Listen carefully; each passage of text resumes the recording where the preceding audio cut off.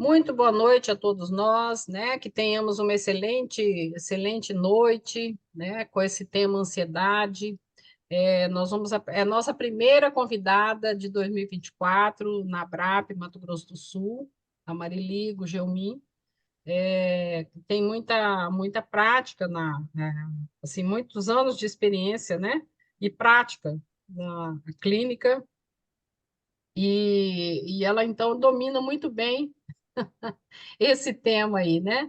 Porque, infelizmente, o nosso país é campeão aí, né, a nível internacional, mundial, campeão aí de pessoas com esse sintoma, né? Então, Marili, agora se você quiser falar, apresentar um pouco mais sobre você, fica à vontade, agora a fala é com você, tá bom? Ah, tá. Eu estou um pouquinho ansiosa. E você falou para mim que passa os slides aqui. Ah, sim, é do lado esquerdo, de esquerda aqui, isso, onde tem esse anotar aí, tem duas setinhas, uma para frente e outra para trás. Aonde, amiga? Embaixo, do lado esquerdo. Embaixo não tá aparecendo. Não está aparecendo? É, Então tá, se não tiver aparecendo, ele às vezes ele some mesmo. Você é, ah, passa pela seta mesmo, setinha do computador, tá? bom. Bom, é, então, você quer que fale um pouquinho de mim? Pode ser, seria bom se apresentar, né? Então tá. Dizer qual o seu papel na Brapa, é importante isso. Ah, tá. Então, a Edna me convidou, eu estou como supervisora na Abra, né? E eu tenho, assim, uma experiência clínica já bem longa, né? De, de 40 anos. Sempre trabalhei, assim, com clínica, né? Também teve um período que eu também fiz trabalhos empresariais, trabalhos de motivação e integração humana nas empresas, né? Aí depois não fiz mais, fiquei mais só com a área clínica mesmo, atendendo jovens acima de 16 anos, adultos, casais, famílias, né? Mas atualmente o meu foco é mais adulto e casais. E que mais, Regina? Tá bom? Querem saber mais coisa? Então, eu fiz alguns cursos de especialização, né? O meu primeiro, ainda antes de terminar a faculdade, foi Jung, primeiro amor meu na psicologia. Tão, amei, amo tanto, né? Que o meu primeiro filho, eu dei o nome dele para Carlos Gustavo, por causa do Jung, né? Meu primeiro amor na psicologia. Aí depois eu fiz também psicodrama, ainda lá em São Paulo, né? Aí quando eu cheguei aqui em Campo Grande, eu fiz a abordagem centrada na pessoa e neurolinguística, e depois de um tempo eu fiz Gestalt. Então, meu trabalho atualmente, basicamente, é na linha existencialista, humanista, né? Onde eu trabalho com a Gestalt e com a abordagem centrada, tá? E, e é isso. Bom, eu sempre gosto de começar as minhas palestras, sempre que possível, trazendo uma metáfora, né? Uma historinha, para gravar sobre o assunto, né? Então, essa aqui é uma história de uma senhora que estava num ônibus e na época que essa historinha foi criada, existia cobrador nos ônibus, né? Hoje não tem mais, né? Então, ela estava sentadinha lá no ônibus, muito ansiosa, preocupada, até roendo a unha. E cada ponto que o ônibus parava, ela perguntava para o cobrador: que ponto que é esse? Aí ele falava. Aí o ônibus andava mais um pouco. Quando ele ia parar no ponto, no próximo ponto, ela perguntava: que ponto que é esse? Nervosa, ansiosa. Aí ele falava o nome do ponto. E assim foi, uns 3, 4 pontos. Ela sempre perguntando: que ponto que é esse? Aí o cobrador falou: olha, minha senhora, vamos combinar o seguinte: a senhora me fala qual é o ponto que a senhora quer descer, que quando estiver chegando, eu aviso a senhora, aí a senhora pode ficar tranquila. Ela falou, ai, muito obrigada, moço. Eu vou querer descer no ponto final.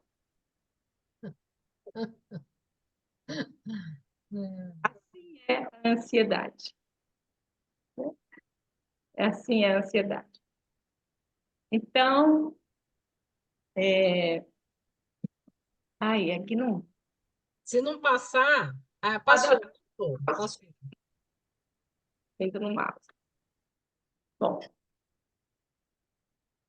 aí tá tampando aí, Edna? Não, tá aparecendo, tá aparecendo. Aham. Vocês estão aqui do lado e eu não estou enxergando tudo da tela, mas tudo bem. Não?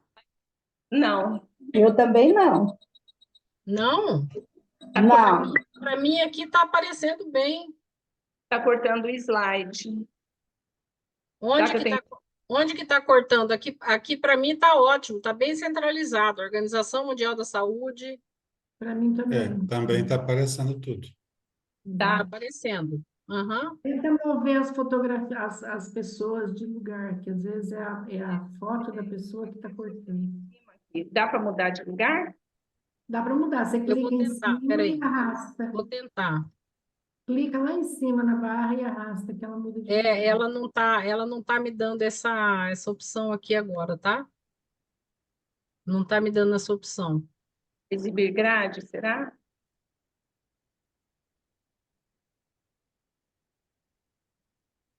Não tá me dando essa opção, gente. Ok? Eu faço. Deixa eu diminuir para cá. Vê se aparece. Vê se melhorou, Marili, ou piorou. Não, para mim Piorou? não. Não, Você tá, continua a mesma coisa. você tá vendo as pessoas aí no seu computador ou só sua tela? Eu estou vendo as pessoas, e aí eu vejo a figura das pessoas em cima da minha tela. Ah, é? Meu É, Deus, mas aqui não está assim, Marili. Aqui não está assim. É no As seu pessoas. computador, Marili. Você Não, tem que mudar no computador. A Marili tem que mudar no computador dela, clica lá em cima e arrasta, que aí ela consegue mexer com a nossa foto. é porque eu não estou tendo acesso aqui. Era para ter acesso, mas eu não estou tendo, sabe? A tela do slide está correta, ela está inteira. Modo lado a lado, proporção, solicitar conteúdo, notar sempre tela cheia. então, qual é a alternativa aqui? Interromper vídeo? Clica em Vê se cima na melhorou aí, barra Marili. Eu, preta. me- eu andei mexendo, vê se melhorou. Escolher plano de fundo virtual? Não, Não, Maria. não, não tem as fotografias da Ó, gente? Em cima tem uma interrompe. barrinha preta. Pega essa barrinha e joga ela para baixo ou para outro lugar, que aí a foto muda de lugar. Em vez de ficar horizontal, vertical, ela vai ficar horizontal. Qual barrinha que aqui você está falando? Em cima das fotografias das pessoas, das imagens. Não tem uma barra preta? Não, tem duas azuis. Tem quadradinho. Clicando em Aí, cima pronto, dela. eu pus lá em cima agora. Melhorou, Marili? Para mim, não. Vou ter É que no mudar. computador dela. Ah, é o computador dela, porque para mim aqui eu coloquei todo mundo lá em cima. Eu também coloquei embaixo, então. Deixa eu ver aqui. Vou pôr aqui no melhor coisa. Tá. Não, Faz então ela sem ser ampliada, de repente para você fica melhor. pois é, também não tá. Continua a foto de vocês em cima. Meu Deus. Cima. Visualizar, deixa eu ver aqui. Se você clicar com o mouse em cima das fotos e tentar arrastar, ela não arrasta, Maria? Não muda de lugar? Deixa eu ver. Clica com o mouse em cima das fotos e mexe de lugar. Daí eu faço. Ah, sim. Entendeu? Mas Aí joga para baixo que ela fica na horizontal. aqui? Sim. Deu Tá. certo? Deu? Deu. É isso. Então é no seu computador. Aí quando ficar na frente, você faz a mesma coisa. Você arrasta. Ok. Tá. Então, a Organização Mundial de Saúde define saúde como um estado de completo bem-estar físico, mental e social, e não somente ausência de afecções e enfermidade. Então, se a gente for pensar aqui, a gente vê que, na verdade, o estado de saúde que todos nós temos que melhorar, né? A reação de ansiedade e medo faz parte de um sistema de defesa construído pela evolução para enfrentar perigos e sobreviver. Então, aqui eu vou falar um pouco do aspecto físico, né? Se depois algum médico, dentista, fisioterapeuta for assistir, tenham paciência com a minha apresentação, porque conhecem isso muito mais do que eu, né? Mas é importante para a gente dar uma sequência na apresentação. Então, na verdade, a ansiedade é o medo, né? Que faz parte de um sistema de defesa que, durante a evolução, a nossa evolução enquanto humanidade, a gente foi desenvolvendo para sobreviver, né? Enfrentar os perigos, reagir diante dos perigos. Então, nós temos assim, diante de um perigo real, né? Então, o medo, ele é uma resposta fisiológica e emocional diante de um perigo ou ameaça. Então, desde o início, né, da humanidade, quando o homem se viu frente a uma ameaça, a um animal, a uma fera que poderia destruí-lo, ele reagia fisiologicamente diante do perigo. Então, aí vem aquele aprendizado, aquela definição de luta e fuga, né? Então, o que acontece?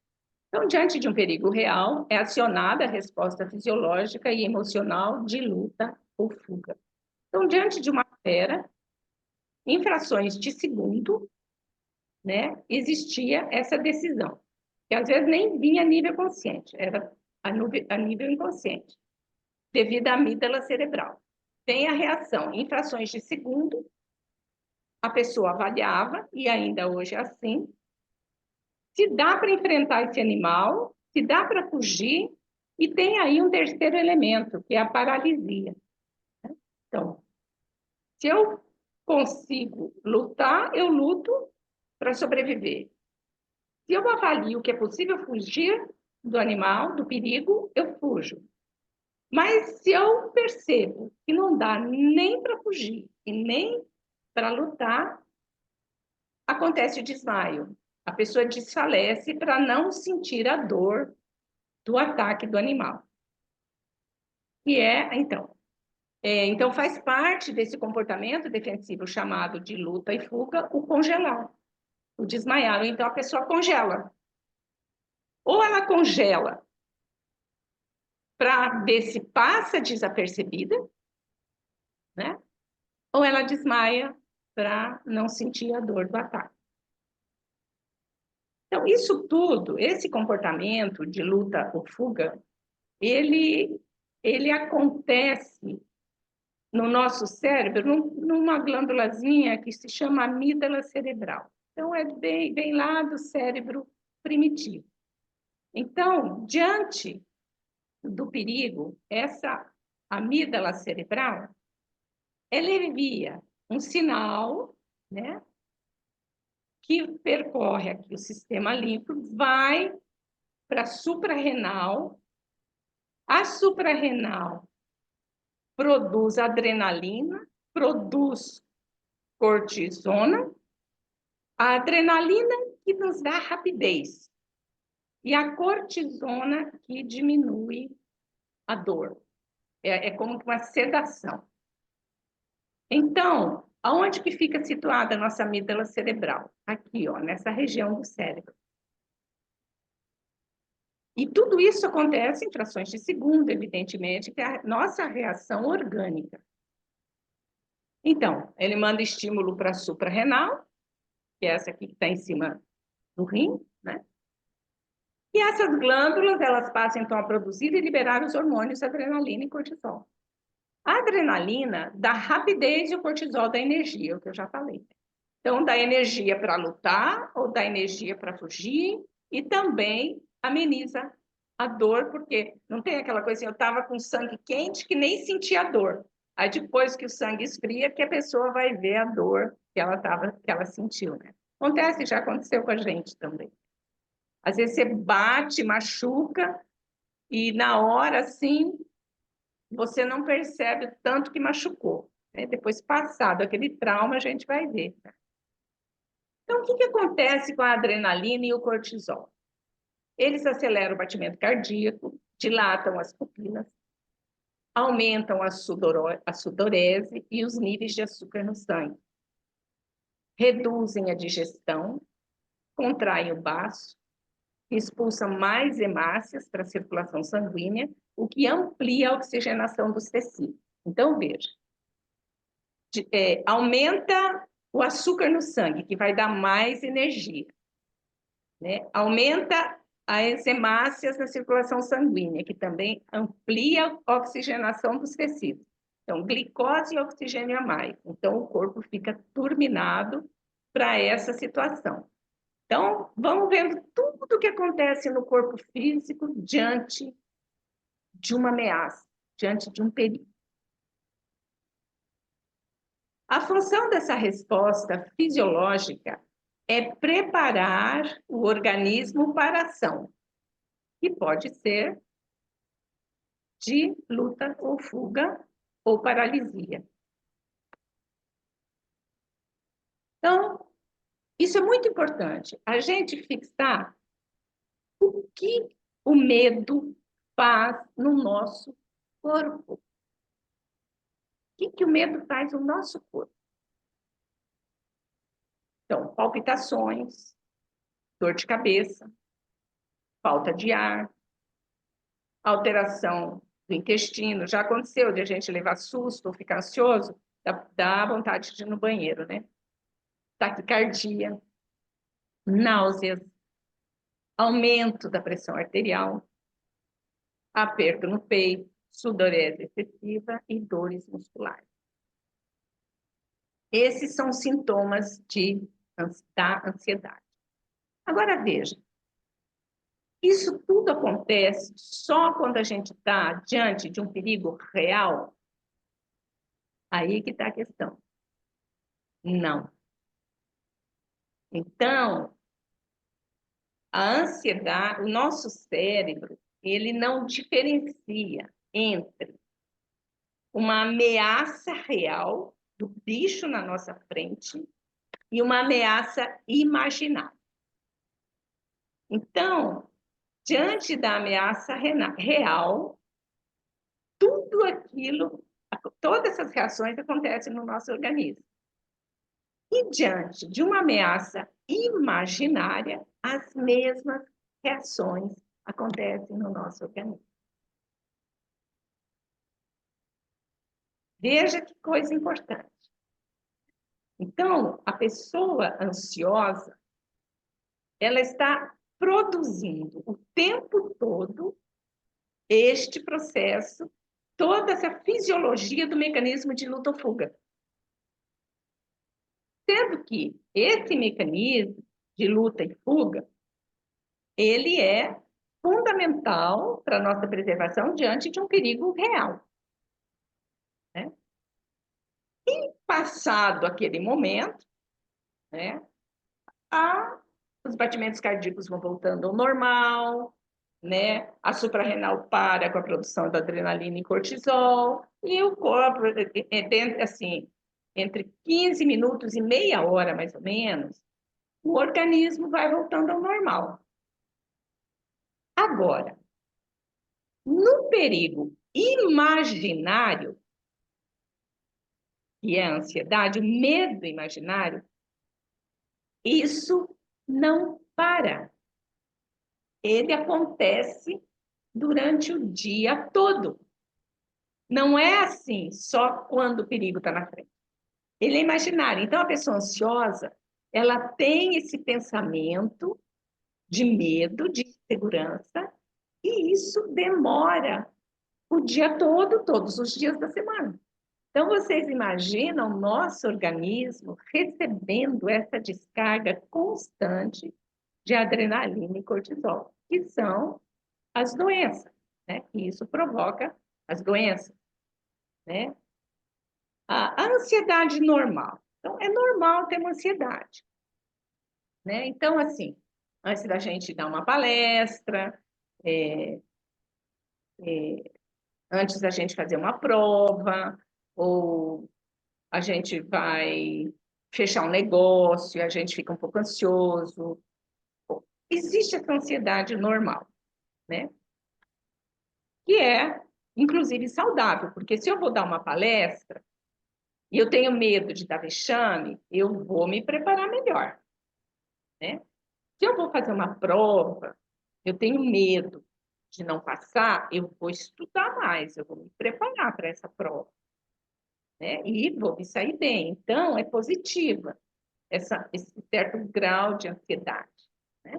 Que a gente chama aqui de ansiedade normal. Essa nomenclatura não existe, tá? É eu que chamei aqui de ansiedade normal, porque o que existe é ansiedade. Eu coloquei ansiedade normal só para diferenciar dos transtornos de ansiedade. Então, é uma reação temporária e normal a situações que causam medo ou preocupação. Puxa, será que eu vou dar palestra legal? Será que as pessoas vão gostar? Não, eu vou estudar, vou me preparar, né? Então, é normal esse certo grau de ansiedade. E existe a ansiedade como transtorno. Aí vem mais a nossa área. E chega para nós no consultório os transtornos de ansiedade. Então, aí, o que é esse transtorno? Esses transtornos de ansiedade é exatamente consequência desse estado de alerta permanente, né? Então, é o estado de alerta permanente que vai provocando esse transtorno mental. Então, aqui nós temos o transtorno de ansiedade, que é o que a gente recebe em consultório, né? Quando um pequeno fato do cotidiano, uma preocupação, causa uma ansiedade demorada ou intensa e às vezes surge sem motivo aparente. Então, a pessoa tem aí, né? Ah, não, eu não estava fazendo nada, de repente me deu uma ansiedade, meu coração me deu um frio na barriga, eu comecei a suar, né? Aí a gente já caracteriza como um transtorno de ansiedade.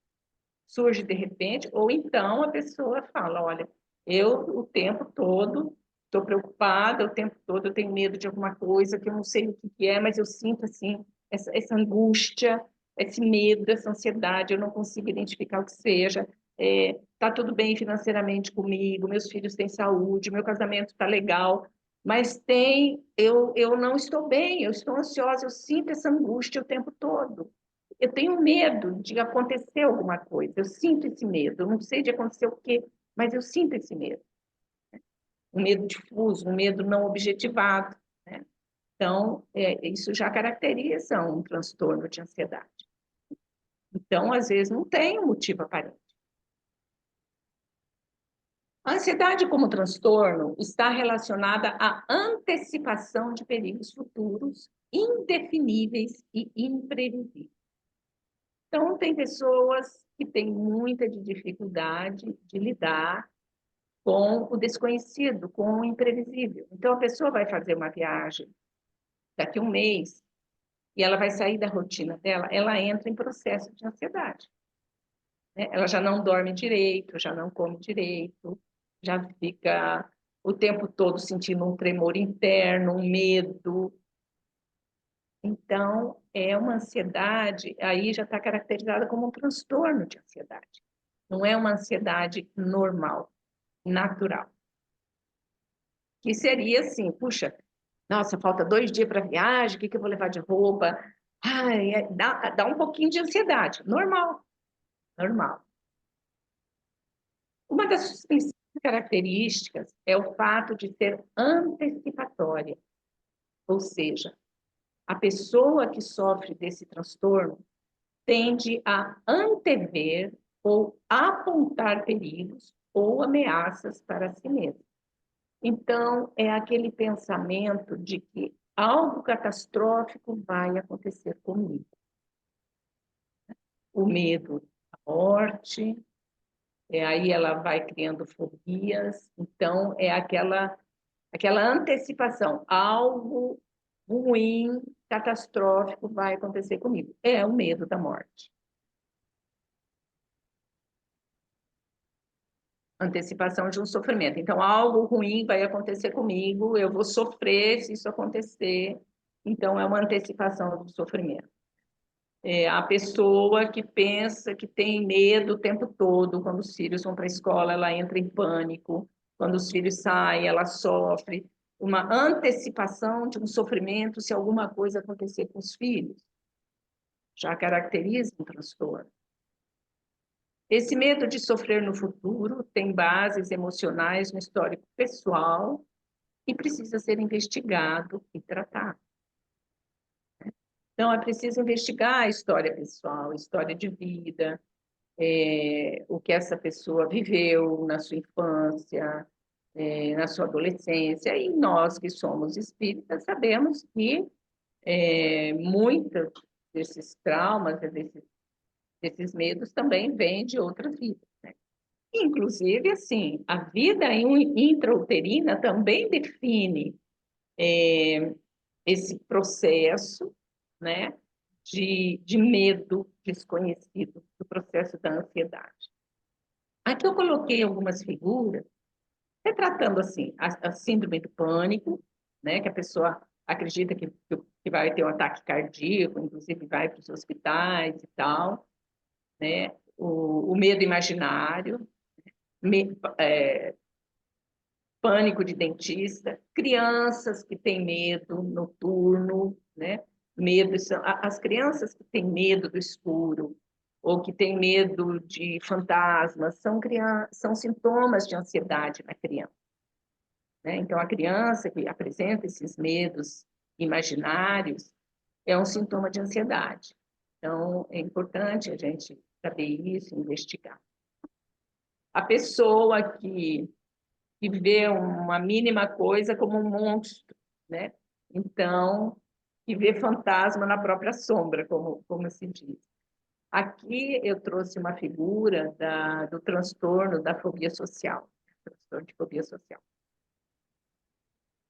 Como a pessoa tem medo do que possa sofrer no futuro, seja em perdas materiais ou emocionais, ela tenta controlar o futuro. E como isso não é possível, ela entra em estresse e sofre todas as ações orgânicas do estresse. Então, o estresse é todo aquele processo orgânico, né, do mecanismo de luta-fuga.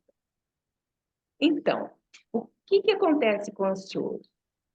Como ele tem muito medo de que uma coisa catastrófica, de uma coisa muito ruim vai acontecer com ele tenta controlar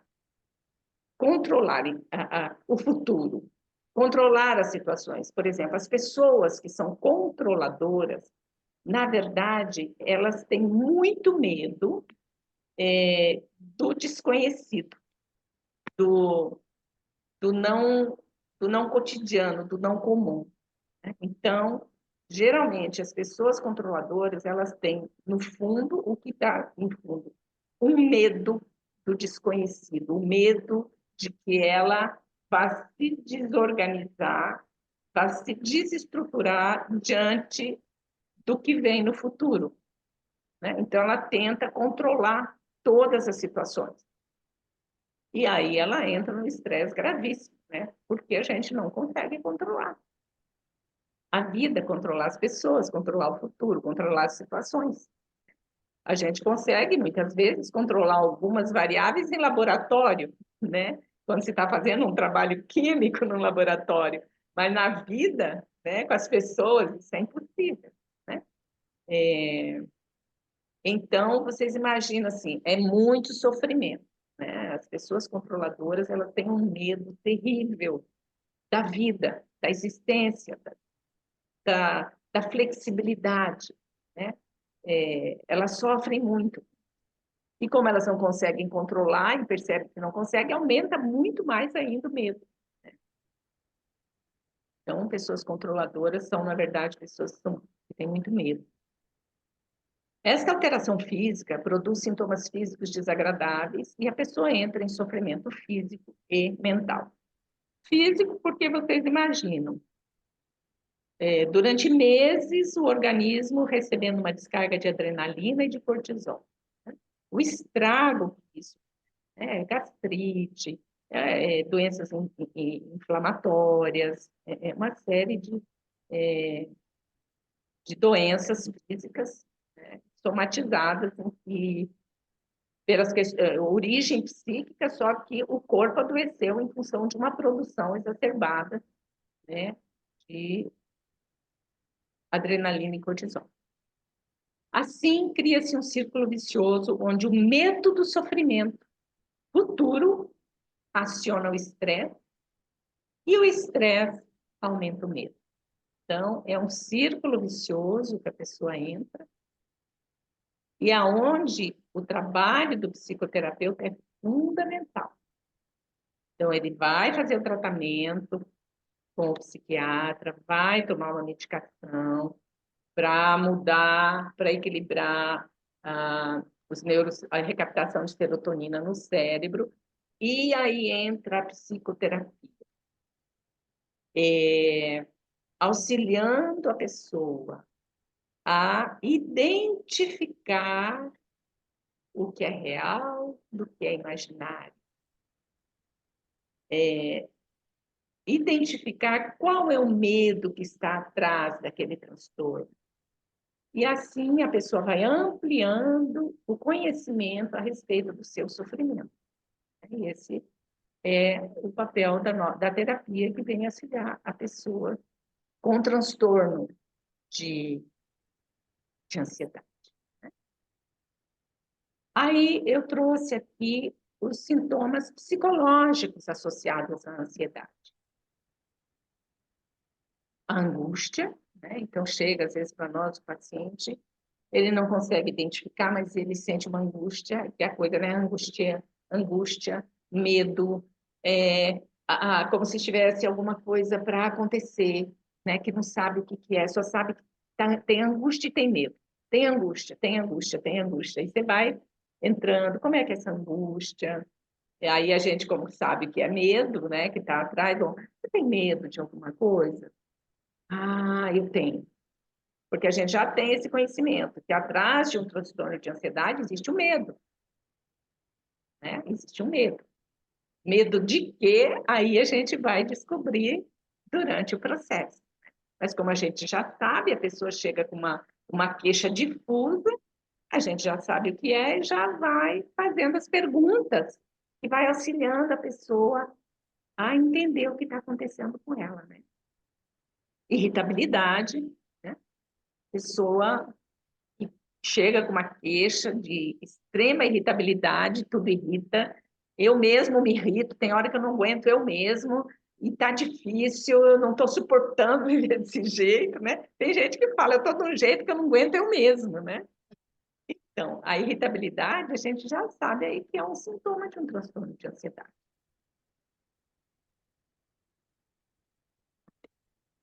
Os maus pressentimentos, né? Que tem muita ligação também com a angústia, né? Eu sinto, assim, parece que sempre alguma coisa vai acontecer de ruim para mim, para minha família, né? Então, aí a gente já está sabendo, quando vem esse tipo de queixa, ela tem medo de que alguma coisa ruim aconteça. Aí a gente vai pontuando. Você tem medo de alguma coisa e tal, né? Porque é importante a gente saber o que está atrás, né? Para a gente fazer. A insônia é um sintoma, né? Apetite desregulado é um sintoma de um transtorno de ansiedade. Não é uma ansiedade comum, mas já se caracterizou um transtorno por quê? Porque está acontecendo durante já algum tempo, não é algo pontual. Inquietação constante, a pessoa não se sente, eu estou em casa, não me sinto bem, aí eu saio, eu vou para a rua, me arrependo de ter saído, aí eu vou para outro lugar, também nenhum lugar está bom, não me sinto bem em lugar nenhum, né? Eu não sei o que está acontecendo comigo, e eu também não aguento ficar parada, né? Então, Pessoa que vem com essa queixa, você já sabe, tem aí uma ansiedade de base, né? Um transtorno de ansiedade. E como a gente sabe que a ansiedade é medo, medo de que algo, de um sofrimento futuro, então eu vou pesquisar que sofrimento futuro é esse que ela tem medo, que ela não sabe. Mas nós já vamos saber que é isso.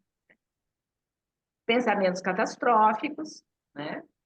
E que é esse é o medo de morrer, medo, por exemplo, no transtorno obsessivo compulsivo, a base é isso, são os pensamentos catastróficos, né? Assim, se eu não ver passar 3 carros vermelhos, vai acontecer alguma coisa grave comigo. Se eu não me certificar que todas as janelas estão fechadas, vai entrar ladrão em casa e vai me matar.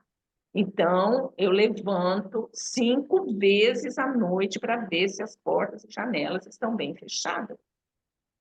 Um transtorno de ansiedade.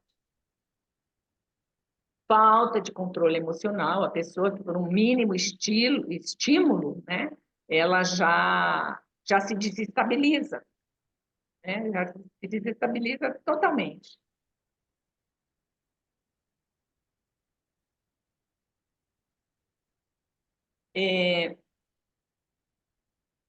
Causas da ansiedade. Genética, né, história familiar de transtornos de ansiedade.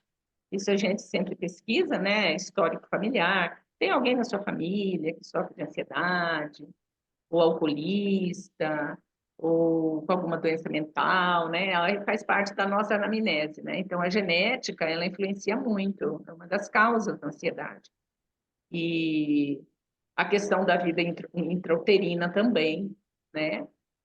Como é que foi essa criança, como é que foi a vida da mãe na gestação dessa criança. Então, existe, aí já não é genético, né? Aí já é uma coisa mais adquirida. Então, histórico familiar, sim, histórico familiar é importante. Ambiente, evento estressante no trabalho, rotina agitada. Então, assim, como foi o ambiente familiar dessa criança, dessa pessoa, como é que é o ambiente atual da sua casa? Ah, meu marido é alcoólatra, então também a gente é uma causa, né, que pode trazer um transtorno, fazer a ansiedade se transformar num transtorno. Personalidade ou modelo de pensamento. Como que a pessoa encara os desafios da vida, do dia a dia? Então, isso tem muito a ver com uma cultura familiar, né? Que ela, ou de um grupo social no qual ela convive, que tenha esse modelo de pensamento catastrófico, tipo, negativo, né? Não, a vida é assim mesmo, não tem... Aquele pensamento negativo a respeito da vida, né? Então, a pessoa cria um modelo de pensamento e uma personalidade, né? E define o jeito que ela enfrenta a vida. Então, se ela enfrenta a vida, se ela encara a vida como uma luta diária estressante, que não tem nada de bom, né? Ou se ela encara a vida como uma coisa muito boa e que os desafios fazem parte, e a pessoa tem um objetivo de vida, né? Então, a pessoa com essa personalidade mais pessimista, esse modelo de pensamento mais negativo, isso causa ansiedade, um transtorno de ansiedade. Histórico de trauma, evento de alto impacto emocional. Então, se essa pessoa teve algum trauma, algum abuso, alguma família disfuncional, também é causa de um transtorno de ansiedade. Doenças físicas, hormonais, cardiopatias, diabetes, dores crônicas, depressão, abuso de drogas, isso tudo pode desencadear, pode desembocar transtorno. Tipos de ansiedade. Os tipos de transtorno dependem da ideação cognitiva, como eu falei ali agora há pouco, né? Conforme o pensamento da pessoa, né? É o tipo de transtorno. Então, nós temos o transtorno de ansiedade generalizada, todos nós, sim. Não tem só psicólogo no grupo, né? A Edna me falou. Então, o transtorno de ansiedade generalizada, né? Que é aquela pessoa que é ansiosa o tempo todo por tudo, né? Ela é o tempo todo ansiosa. Nós temos o transtorno do pânico, né? Que são as pessoas que, por ter aí um transtorno de ansiedade generalizada, desembocam no transtorno do pânico. Mas nem sempre, nem todo transtorno de ansiedade generalizada vai desembocar no transtorno do pânico. Mas o transtorno do pânico, geralmente, ele vem como uma consequência, um somatório desse transtorno generalizado. Transtorno de ansiedade social, que é o medo de ser avaliado. E cada transtorno tem um objeto. É o medo do sofrimento em relação a algum objeto, né? O transtorno de ansiedade social é em relação à rejeição social. Os transtornos de ansiedade de separação, a gente vê muitas vezes isso em criança, aquelas crianças que, quando estão em algum lugar com o pai, com a mãe, gruda na mãe, no pai, a mãe vai sair, gruda na perna da mãe, e não chora. Então, elas sofrem, e os adultos, né, que entram em sofrimento muito intenso quando vai se separar de uma pessoa querida, né? Ou um filho vai mudar, vai viajar, um filho casou, o marido vai viajar a trabalho. Então, qualquer tipo de separação afetiva, né, causa um transtorno para a pessoa. E isso é sempre, o tempo todo. Então, ela é um transtorno de ansiedade. O mutismo seletivo, que é a timidez excessiva, medo, constrangimento, isolamento, negativismo. O transtorno obsessivo compulsivo, isso aí nem precisa falar, porque todo mundo fala, até brinca com isso, né? Transtorno obsessivo compulsivo, né? O TOC, que é um transtorno de ansiedade, que é o medo, né?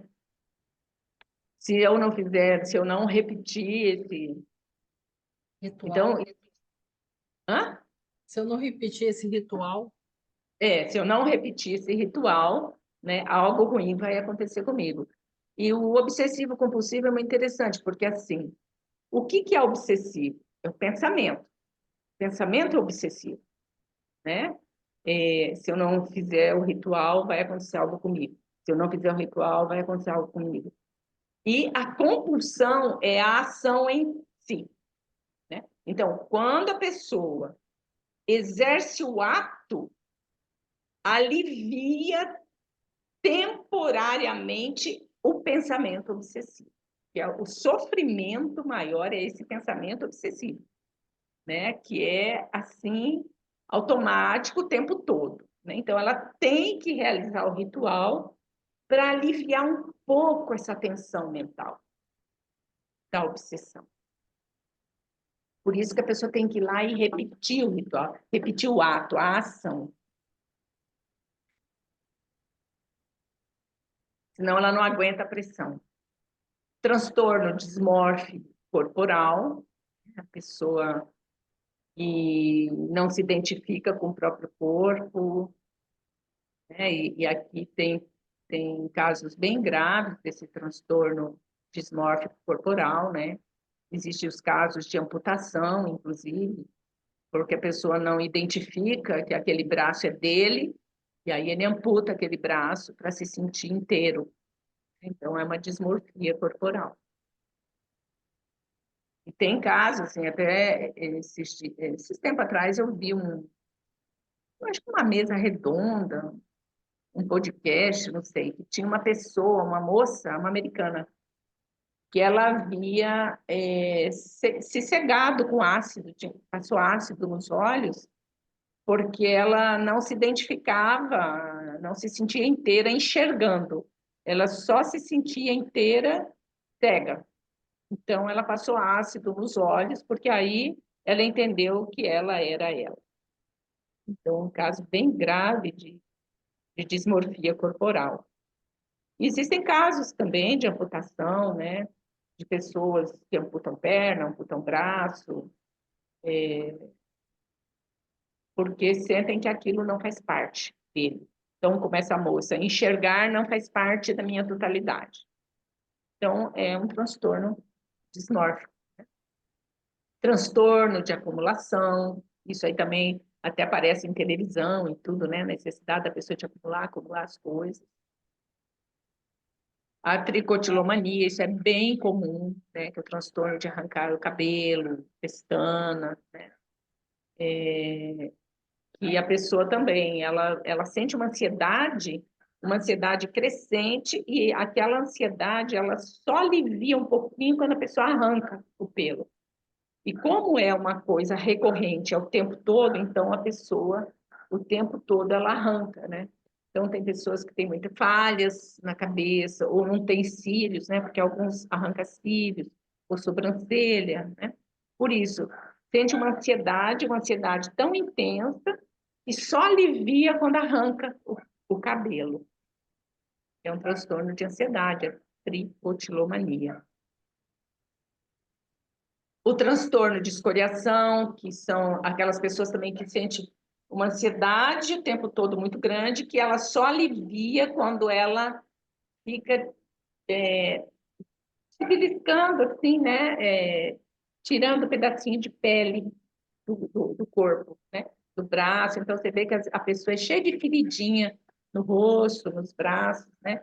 Porque quando ela tira um pedacinho de pele dela, ela sente um alívio. Igual do cabelo, só que em vez do cabelo, aí é pedacinho de pele. O estresse pós-traumático, que é um transtorno de ansiedade. A pessoa passa por um estresse muito grande e não se recupera. Claro que existe o tratamento, né? A psicoterapia auxilia muito, a medicação também. E fobias específicas, medo de voar, de altura, animais, tomar injeção, ver sangue, né? Tem pessoas que para fazer exame de sangue tem que deitar numa maca porque desmaia. Então, é uma ansiedade, é um transtorno de ansiedade. As fobias.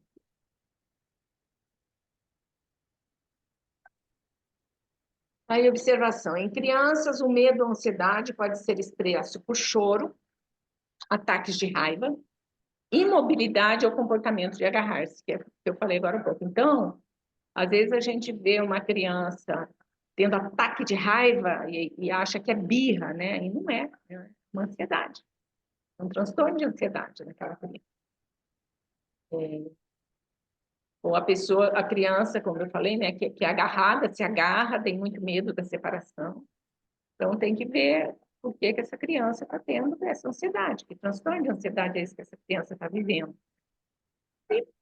E, se não houver aí uma genética, né, existe uma questão, muitas vezes, de uma família disfuncional. Então, como tratar? Psicoterapia, fundamental. Medicação, fundamental. Seja alopática, homeopática ou fitoterápica. Sempre com acompanhamento de um médico psiquiatra. Então, mesmo que seja um tratamento homeopático ou fitoterápico, é o psiquiatra que tem um conhecimento amplo e específico sobre transtornos de ansiedade para medicar. E nós, para tratarmos em psicoterapia. Práticas integrativas e complementares, tais como florais, acupuntura, relaxamento, meditação, reiki, aromaterapia, etc. Auxiliam muito. As práticas integrativas auxiliam. Agora, se a pessoa não quiser realizar práticas integrativas, A psicoterapia e o acompanhamento psiquiátrico é fundamental. Só a psicoterapia não resolve, só a medicação não resolve. É preciso os dois. Como prevenir o aparecimento do sintoma? A ansiedade pode ser prevenida e controlada a partir de medidas de qualidade de vida. Pode ser prevenida e controlada, porque se é genética, se é hereditária, ela pode ser controlada. Aí eu trouxe uma fala de Joana de Ângeles. A ansiedade é, na conjuntura social da atualidade, um grave fator de perturbação e de desequilíbrio, que merece cuidados específicos, observação profunda e terapia especializada. E corrobora tudo que eu falei até agora. A fim... Está muito alto lá para mim. Lê aí para mim que eu não estou enxergando aqui. A fim de que a pessoa adquira e preserve a saúde, é imprescindível a conscientização de si mesma, da sua maneira de ser. Isso. Então, isso é o que eu estava falando da psicoterapia, né? E através da psicoterapia, a pessoa vai se conscientizar, né, dela, da sua história, dos seus medos, né, e de como isso define a sua forma existencial. Então, é fundamental a psicoterapia, né? Justificando sempre os pensamentos perturbadores e as ações perniciosas, recusa-se a renovação da paisagem mental, com a consequente mudança de atitudes, mas se predispondo ao desequilíbrio. Quer dizer, quando as pessoas entram em justificativas, né, e a gente sabe isso como psicoterapeuta, né, as pessoas que ficam justificando seus sentimentos, justificando suas atitudes, né, ela está se recusando a mudança da paisagem mental, né? E, consequentemente, das atitudes. E é isso que a gente vê quando pessoas são muito reticentes à psicoterapia, né? Infelizmente, é a pessoa que perde.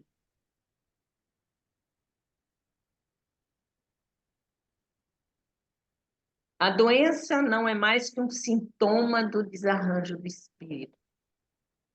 Em realidade, o portador da mesma. Então, veja, todos esses transtornos de ansiedade, né, todo esse medo, é do espírito. Nós aqui, como espíritas, podemos falar agora nessa linguagem. É o espírito que tem esse tipo de pensamento, que tem esses medos, essas angústias. Então, a doença não é mais que um sintoma do desarranjo do espírito, em realidade, é o portador da mesma. A doença, todavia, é resultado do desequilíbrio energético do corpo em razão da fragilidade emocional do espírito, do aciona. Por isso que, assim, a gente que tem esse conhecimento espírita, claro que a gente não vai trazer isso em psicoterapia, né? Mas assim como a gente tem essa visão do que é que está atrás daquela ansiedade, daquele medo, de algo catastrófico, como a gente vê isso, né? A gente também, e como a gente também tem esse conhecimento de que pode ter aí uma história genética, uma história acontecida na vida intrauterina ou na infância, a gente também tem conhecimento que isso pode estar vindo de outra. Mas isso é um conhecimento nosso, né? E a gente, claro, como psicólogo, não pode trazer em questão. Mas é um conhecimento que nos auxilia, né? Amplia a nossa percepção de abordagem. Porque aí a gente vê na nossa frente um espírito doente, né? E veio doente, veio na família que precisava vir, passou por tudo que precisava passar, para sentir tudo que está sentindo e encontrar agora uma forma de resolver todas essas questões. né? Então, é muito bonita essa nossa visão espírita, porque nós vemos assim, a importância da pessoa conseguir, né, resolver esse sofrimento, que vem aí de muito tempo. As causas profundas das doenças, portanto, estão no indivíduo mesmo, que se deve autoexaminar, autoconhecer-se, a fim de liberar-se desse tipo de sofrimento. Ou seja, a fim de, de expiar o que precisa ser expiado, resolver isso nessa vida mesmo, e poder, a partir de resolvido, e viver uma vida melhor, né?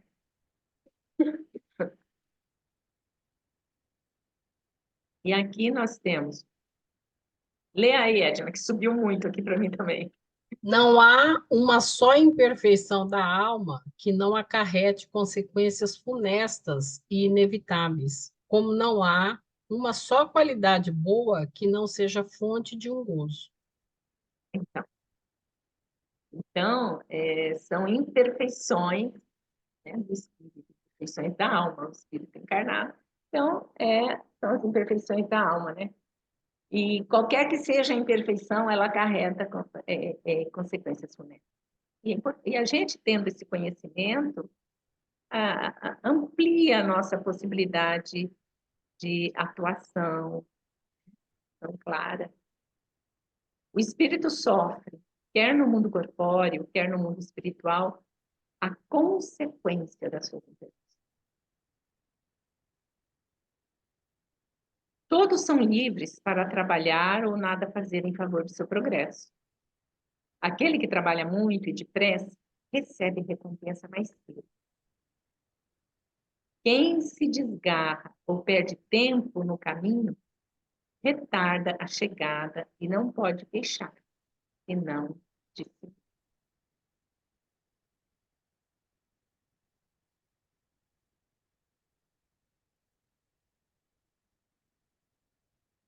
E acabou. Acabou. Agora, então, você pode interromper o compartilhamento para a gente agora comentar, né? Aí. Tá bom. Aí agora a gente faz a pergunta, cada um, né? Faz a pergunta assim, o que que ficou para mim, né? Então agora, Só oi, um minutinho para eu pegar um copo d'água, tá, ok, tá? tá.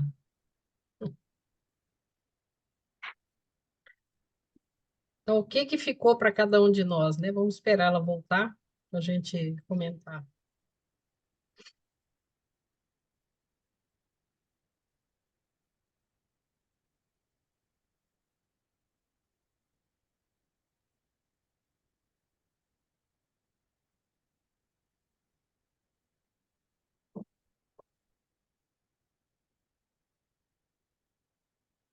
Prontinho, Edna. Como que é a pergunta?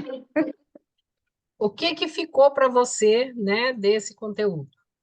Essa é a pergunta, né? O que que ficou para cada um de nós? E abrir também, se alguém quiser complementar, né, contribuir com alguma fala também, né? Uhum. Então, eu vou começar, então, já que ninguém falou, vou começar. Eu tenho. Eu não falo que é a nível de transtorno agora. Se eu não tivesse feito a prevenção, tratamento, psicoterapia, né? Talvez eu tivesse a nível de transtorno. Mas eu tenho na genética, né? Essa questão da ansiedade, né? Da parte materna, sabe? E quando a Marili falou que vamos dizer assim, que na raiz, né, lá debaixo do tapete da ansiedade tem o medo, né? Quanto mais eu trabalhei a questão de medo comigo, né?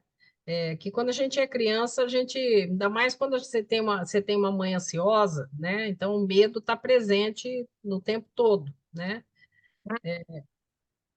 Então, assim, eu agora fazendo uma análise, né, do meu, da minha trajetória aí em relação a esse tema, eu trabalhei bastante a questão do medo. Meu pai era um homem que ele não era um homem medroso, não.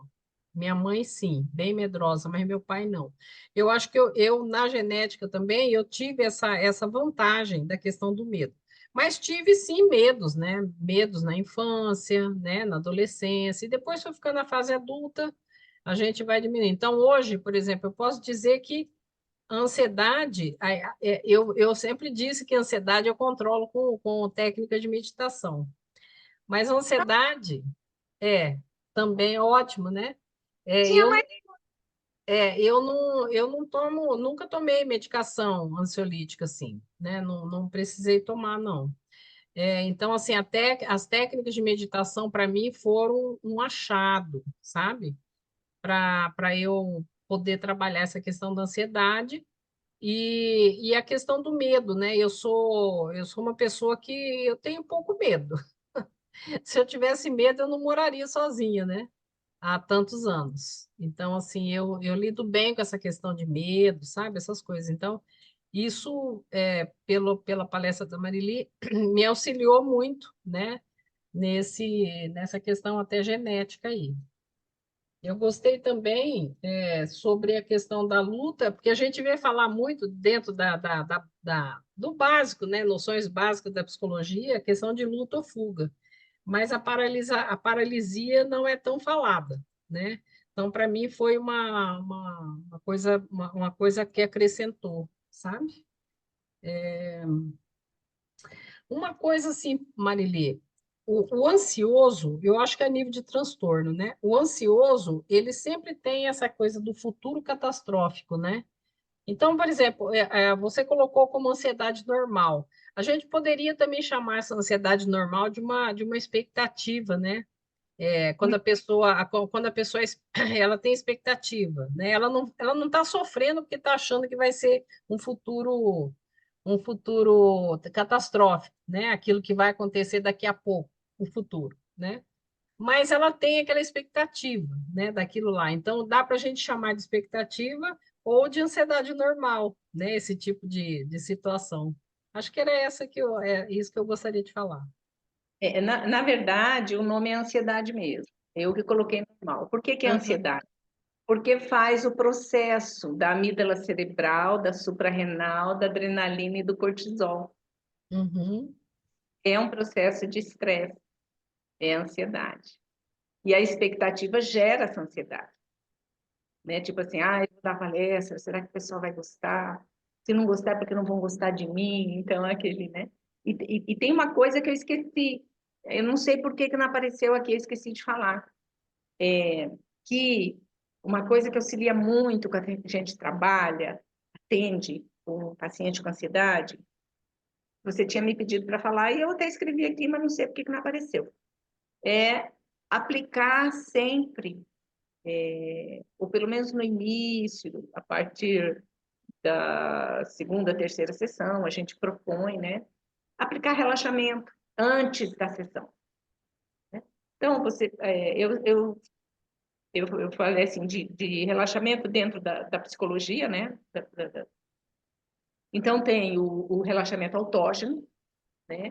Que é aquele que a gente vai pedindo para a pessoa relaxar, vocês sabem, relaxa o pé, relaxa a perna, relaxa isso, né? Exercícios respiratórios, né? Tem N exercícios respiratórios, e a calatonia, né? A calatonia, inclusive, eu trabalhei alguns anos com ela, mas assim, ela é um pouco mais longa e é mais trabalhosa para o terapeuta também.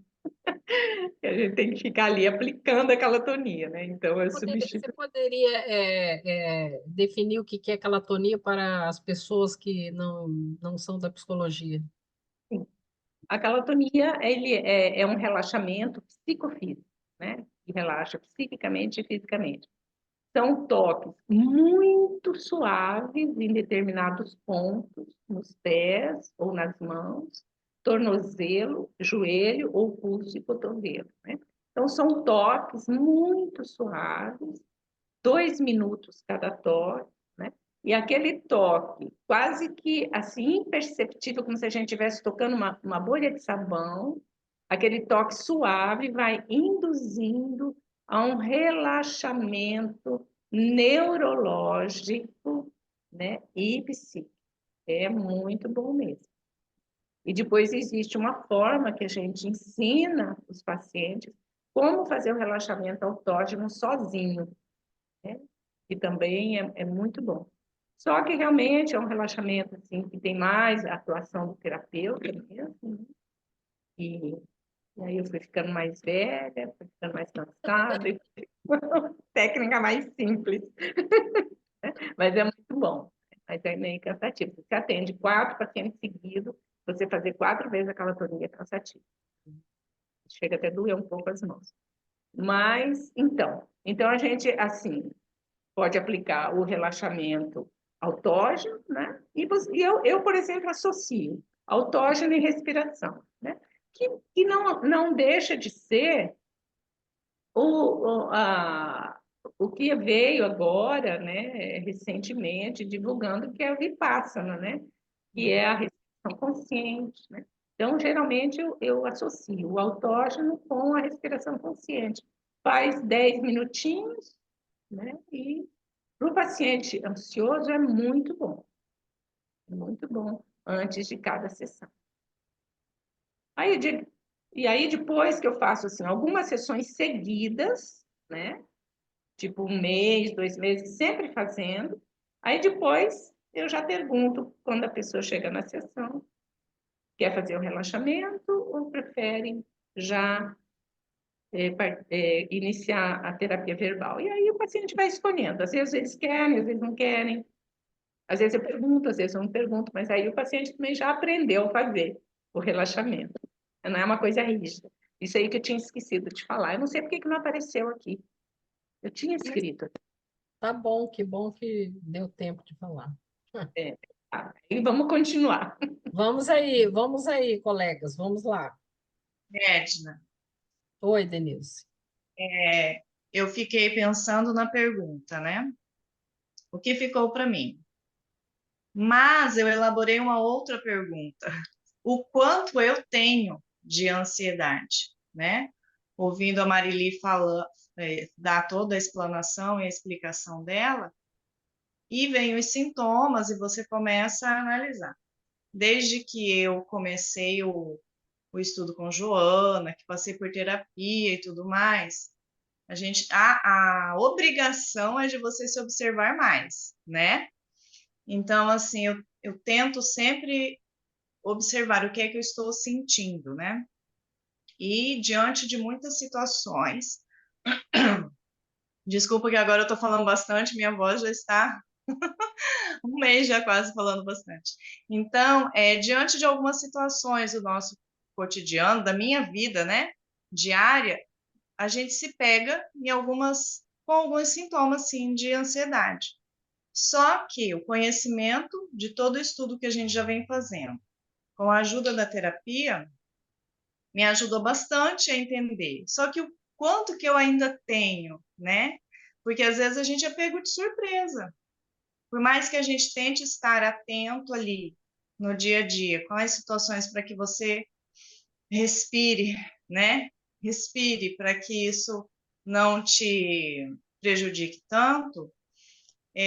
De certa forma, eu falo por mim, né? Ainda me pego precisando desse policiamento, digamos assim, né? Eu não tenho controle de tudo, as coisas não vão acontecer talvez da maneira como está passando na minha cabeça, né?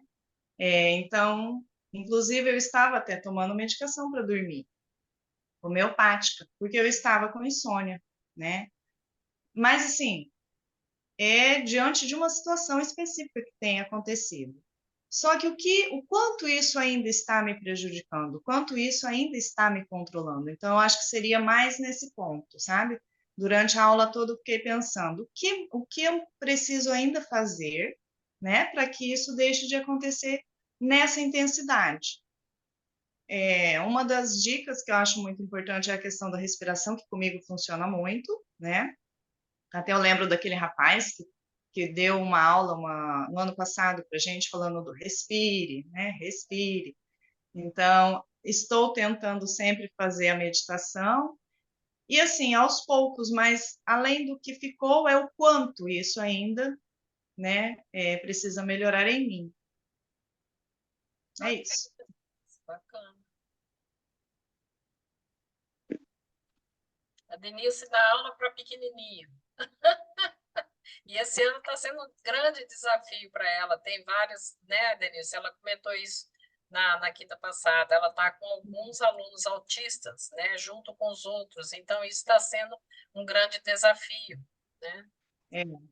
E além disso, as crianças que ainda serão laudadas, né? Que a gente sabe É. que E existe tem, transtorno ali, mas então assim, tá tudo bem, tá caminhando. é isso aí. Miriam?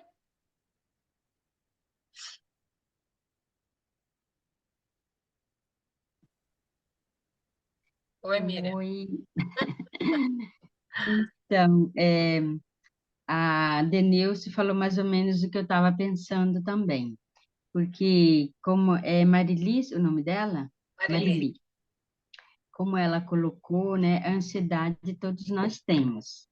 E a partir, assim, que eu faço comigo, né, a partir do autoconhecimento, a gente vai, assim, se observando mais. Eu gosto muito de usar a técnica da respiração também, pratico yoga, então tudo isso me ajuda muito. Também procuro ir trabalhando sempre a espiritualidade, que tem hora que só prece resolve. E, e assim, né? E eu faço uso também da aromaterapia, né? Que, nossa, para mim foi um achado. Assim, ajuda muito, né? Ajuda comigo, com a minha família, com os clientes que eu tenho, né? Então, a gente vai aprendendo, né? A gente vai acolhendo essas dores de todos. E a questão do medo, eu percebo, assim, que acho que em decorrência já da maturidade, eu tenho um medo mais consciente, né? Tem certas coisas que eu já não me permito fazer para não sentir esse medo, para não ser estressante para mim. Esses dias, meu neto queria me levar no parque e me convidando para um brinquedo assim que ele gosta e que eu já não quero mais. Aí eu falei, não, Renan, eu já passei dessa fase, para que sofrer? Então, é assim. Mas eu A, acho que a ansiedade todos nós temos, né? A gente tem que procurar ferramentas, né, para ir amenizando isso, né? E para mim é o que ficou. E a, excelente explanação dela. a Miriam, ela é consultora dos óleos essenciais da doTERRA. Tá? Quem quiser. A filha da Maria, ela é também de outros óleos essenciais. Se você quiser falar, Maria, depois. Mas a Miriam é consultora, tá? Da doTERRA. Quem quiser, estamos aí com a Miriam. Obrigada, Miriam. Obrigada. Murilo quer falar ou posso falar? O Murilo é muito gentil, ele sempre deixa. Ele deixa a mulherada falar primeiro. Bom, deixa eu falar o que ficou para mim. Muitos pacientes com ansiedade, então a gente lida com muito com esse tema, né? Eu acho que 70% dos meus pacientes sofrem de ansiedade, é um pano de fundo, assim, de muitas questões, muitas coisas, né? Eu, graças a Deus, nunca tive esse problema. Sou filha de mãe muito ansiosa, tenho uma irmã muito ansiosa que sofre com isso, mas eu acho que eu peguei um outro caminho, assim, de enfrentar, sabe? Na verdade, eu fiz o processo de lutar, né? E quando eu fiz esse processo de lutar, eu saí um pouco desse lugar de muito medo, né? Então, para mim foi bom, foi um processo bom. Eu não tenho muito essa questão de ansiedade. Mas assim, teoricamente, e olhando, assim, analisando toda essa questão de pano de fundo, para mim fica que a ansiedade, que tem de pano de fundo medo, tem, e que também é algo que vem do espírito, né? Como a gente já, a Maria colocou, tem um pano de fundo ali espiritual, vem assim para mim que é uma falta de fé, né? Porque o que que é o medo? É o medo de estar sozinho, é o medo das coisas não darem certo, é o medo de, é medo de, né? Medo do futuro, o que que vai ser.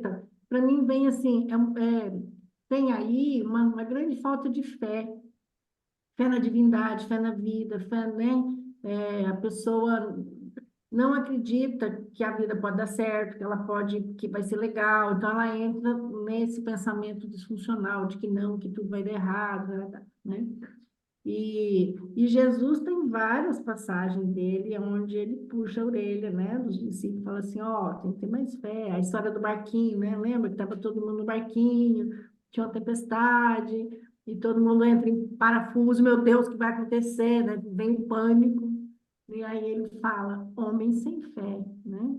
Relaxem, vocês têm que confiar na vida, tem que, né? Então ele dá em várias passagens ele fala dessa questão de você confiar, né? Então, eu vejo também que atrás dessa ansiedade, desse medo, faltou assim, essa fé, porque às vezes a gente fala da fé, eu tenho fé, eu acredito, eu oro, mas isso não está introjetado na gente, não tá, aquilo não faz parte da gente de verdade, né?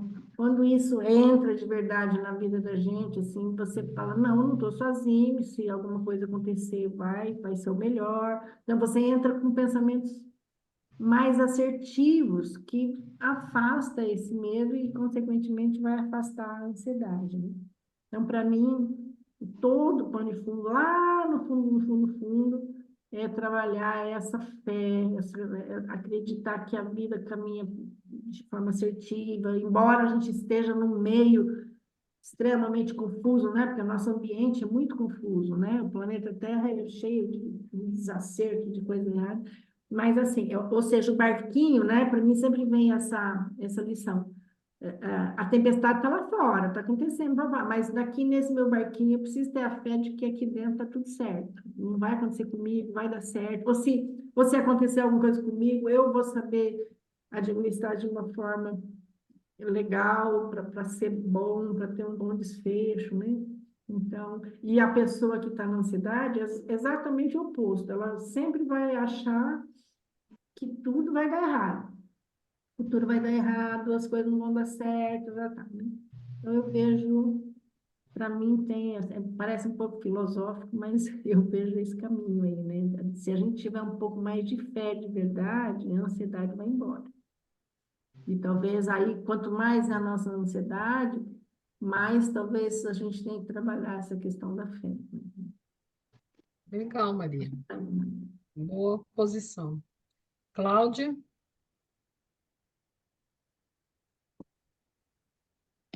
Tem que abrir o áudio, Cláudia. Aí. Colocar a questão de que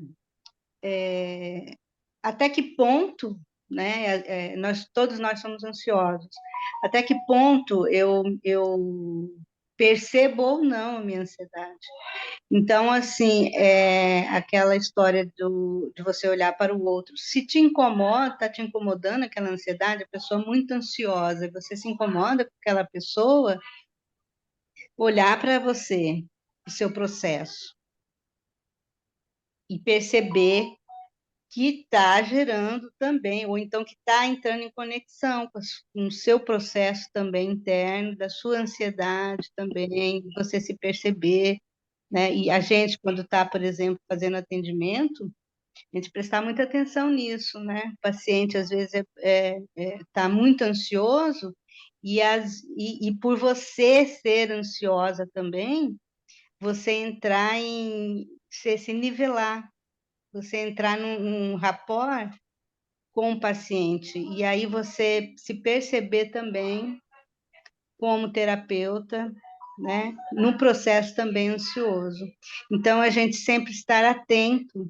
Então, o que ficou para mim é assim, pelo histórico, eu tenho histórico, né, de ansiedade na família, pelo histórico, tanto genético ou mesmo cultural, tudo, a gente sempre se auto-observar. Essa questão da autoobservação, de estar se olhando, e nem sempre eu estou iniciando, né, a profissão, eu me percebo às vezes que por alguns momentos eu não estou me percebendo na situação. Então, aí voltar, se olhar, para que isso possa não atrapalhar, que você pode estar ajudando a pessoa, não atrapalhar essa terapia, mas também no seu processo de aperfeiçoamento mesmo, isso que a Maria falou, né? Eu acho que é mais autocuidado e autoobservação, né? E de olhar e de perceber essas realidades que não são, não é real, né? Não é real, de você estar se colocando de uma forma mais assim mesmo positiva, como ela falou mesmo, de se colocar, eu preciso estar trabalhando essa confiança. Então, fé, mas eu acho que é mais uma confiança de que está tudo certo, que vai dar certo, né? Estar, confiar, né? Que vai ter um resultado positivo. Acho que é isso. Obrigada, Cláudia. Bom, agora o Murilo encerra. Areli, obrigado. Muito É, obrigado. eu pego um pouquinho da contribuição de cada uma de vocês, né? Esse pensamento obsessivo, que é o maior sofrimento, e ele faz você gerar um comportamento que alivia esse pensamento. Já com 47 anos, vou fazer 55. Com 47 anos, eu estava muito em busca, né? E aí eu ouço uma frase de um professor que me marcou muito. Ele falou: se você não for líder da sua vida, eu falei, bom, eu tenho sido guiado por algo que eu não sei o que é.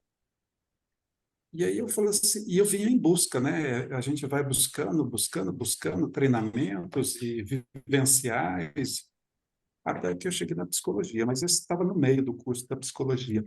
Aí a gente estava em São Paulo, ele faz a seguinte pergunta: se você não for líder da sua vida, algo ou alguém será o líder da sua vida.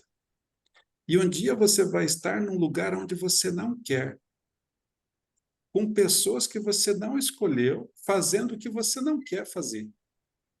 Falei assim, é isso, isso. Né? Então, assim, e aí a gente ficava sempre justificando, e era um curso, mas eu não fazia o caminho que você trouxe aqui pela Joana, né?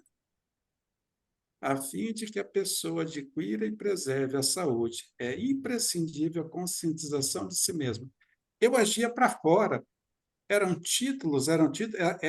a busca de atender aquela fantasia não atendida lá na infância, né? Então, eu falei assim, nossa, conscientização de si mesmo, da sua maneira de ser, justificando sempre os pensamentos perturbadores e as ações perniciosas. Recusa-se à renovação da paisagem. Falei, então é aqui que você se perdeu. Você se recusou todo esse tempo da sua vida a olhar para você mesmo. Então, assim, a sociedade é que, às vezes, a nossa melhor performance, a nossa melhor versão está aqui dentro e a gente não se permite acessar, né? A gente não se permite se encontrar com a gente mesma e dialogar com aquilo que está na sombra, aquilo que está impedindo, e falar, tá, era você? Então, tá, então agora eu vou tirar daqui. Eu sei, eu sei que isso faz parte, né, do meu aprendizado. E eu vou dialogar com isso e vou aprender, mente de aprendiz, né? Então, foi isso tudo. E aí surgiram um monte de perguntas, né? Como você lida com a separação? Como você lida com as perdas afetivas, né? Como você lida com a rejeição, com a injustiça, com o medo de ser você mesmo? né? Então, todas essas perguntas vieram a partir dessa colocação que você trouxe. Pensamento obsessivo. Porque na faculdade, quando ele foi colocando, ó, as compulsões são essa. Eu tinha passado por todas, estava na última, que era do estudioso. Também uma compulsão. Eu falei, tá. Isso aqui me remete a um trauma lá da infância, aos 5 para 6 anos. Eu vivi a vida inteira em função de atender aquela fantasia não atendida. Então, assim, aí é a ansiedade, né? Querendo o tempo todo atender aquilo. Tá, mas aí você erra a dose, né? Porque eu entendi assim, a ansiedade ela é saudável, porque ela te tira de um monte de enrosco, né? E a partir do estresse, né, daquela situação, eu entendi isso que você nos colocou. E aí eu saio daquela situação, mas só que se eu achar que está pegando fogo no prédio todo dia, a noite toda e a semana toda, eu vou criar sequelas terríveis, né, no meu corpo. É isso. E, ó, abraço gostoso para você, Maridê. Obrigado Muito por obrigada. tudo que você produziu para a gente de reflexão. Que bom, fico contente. E assim, só para isso que você colocou tão importante, como é importante nós, como terapeutas, termos feito e continuar fazendo esse, como a Cláudia colocou também, né, esse caminho para dentro. Porque é quando eu faço esse caminho dentro de mim, né, eu entendo o processo do meu paciente. Não é algo só que eu estudei. Fiz o caminho, e aí eu sei o que está acontecendo, né, no interior do meu paciente.